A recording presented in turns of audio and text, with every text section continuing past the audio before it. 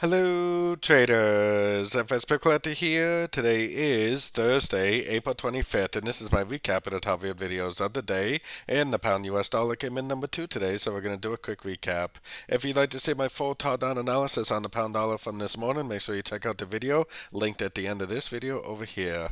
So we had a big news-driven spike reversal situation on a lot of the dollar pairs today, but for me it didn't really change anything, and kind of the key was for me that it really didn't even break structure to the downside, especially not this structure down here, which is more important because that's the last major swing low.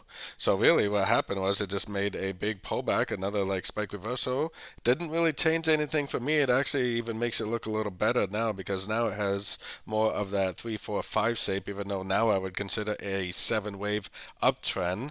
It definitely has that 3, 4, 5 shape at the top that you should see at the end of every trend. So I'm definitely still calling this either a wave A or wave 1. I still think there is a pretty good likelihood that it is going to go down and make either a wave B or a wave 2, and most likely go up again later on for a wave C or possibly even a wave 3.